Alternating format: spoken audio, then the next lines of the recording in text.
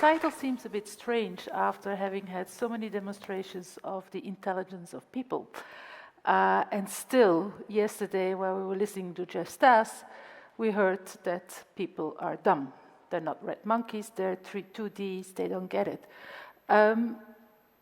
This question, do intelligent questions create intelligent crowds, is then the question, can we solve that by intelligent questions? Before I go into that, I just want to very briefly, you heard who we are.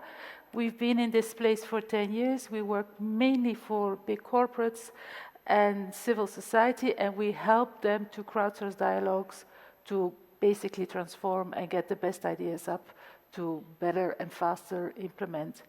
At this stage, there should be a little video coming. I'm not sure. Yeah. You have a responsibility to steer your organization, but without knowing what people are really thinking, how can you take the right actions? It's like flying blind. Wouldn't it be great to have some honest feedback straight from the source that gave you the full picture and helps you make the right decisions? Synthetron does this for you by capturing the most important authentic opinions and ideas of the people that matter to your organization via a process we call evolutionary crowdsourcing.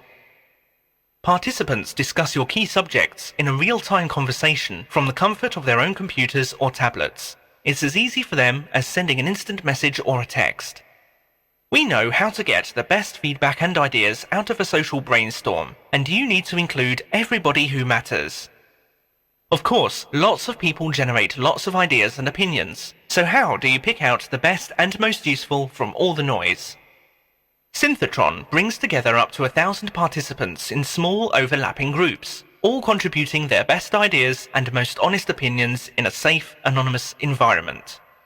Ideas are filtered by the participants themselves when they rank each other's comments.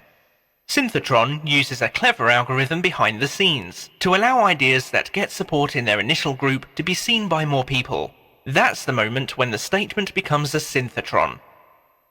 The stronger comments and ideas spread to a bigger audience and gather momentum, just like a really funny joke quickly spreads between friends. The conversation is done in an hour, and what do you get at the end of it? You get a short list of the strongest ideas and opinions, something that will get you thinking straight away. You also get a longer list of all the synthetrons so you can see the whole span of the conversation, and a deeper analysis of the whole discussion to turn the insights into actions. Synthetron will help you listen to your audience, engage with their thoughts and opinions, and gain feedback that enables you to make the right decisions. Synthetron, crowdsourcing insightful actions. Now, we've been doing this for over 10 years, many countries, many companies, so we clearly believe in this intelligence of the crowd, and especially applied in corporate. Just a quick question, because it's like, who of you think that crowds are intelligent? Raise your hands. I'm preaching to the convicted almost, it looks like. I would say yes too, and it's deeply rooted in, I just clicked this. I would say yes too, because it's deeply rooted in our DNA. And it goes back to Socrates. I call him the godmother of crowdsourcing. He is the one who taught us that actually if you ask questions, intelligence is there. So intelligence is related to questions, and there's a whole methodology about how you ask these questions.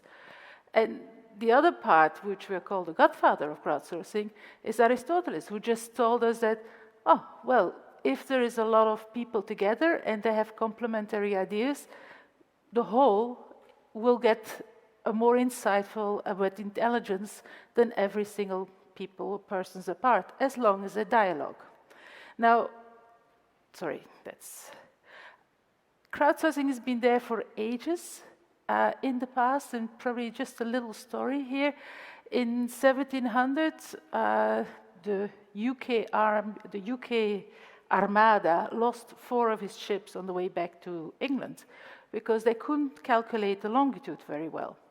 And this was just off the shores of England, this little tip to the south. And then Parliament made an act in England to which they called the longitude price.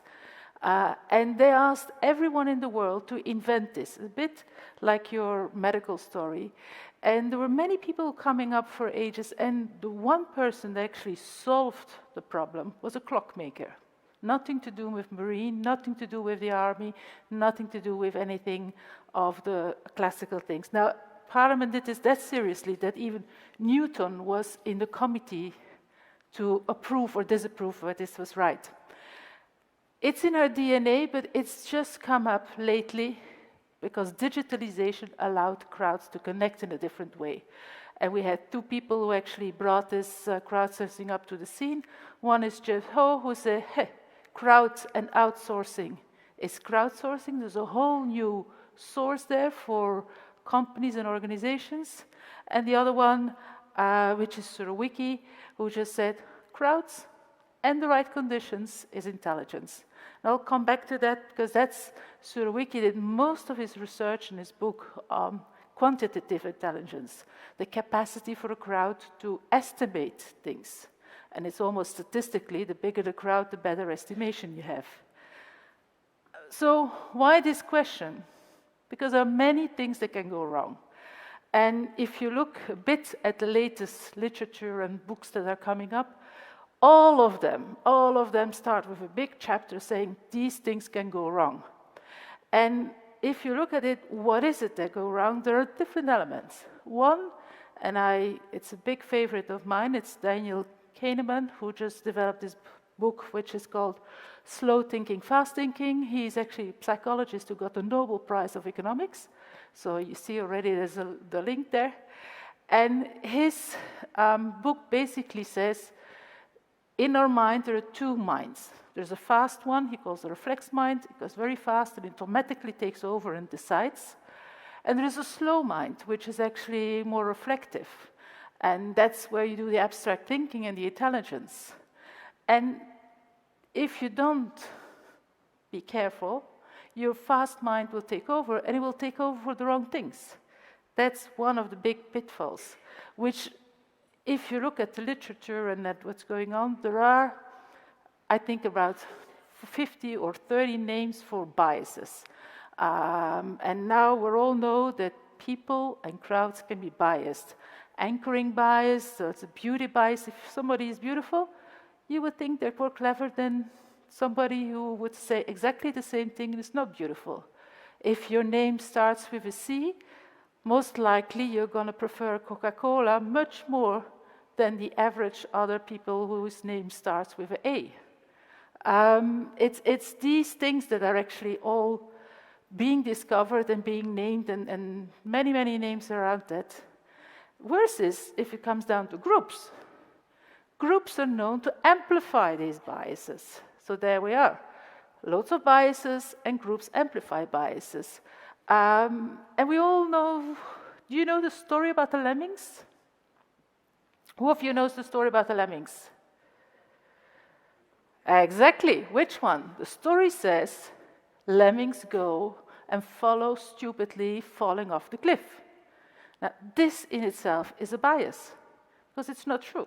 It's a film made by Walt Disney where they push the little animals off the cliff. And the common knowledge is, lemmings are stupid. They just all fall off the cliff following one on each other. But groupthink is basically a result of a few things. It's one, the incorrect information.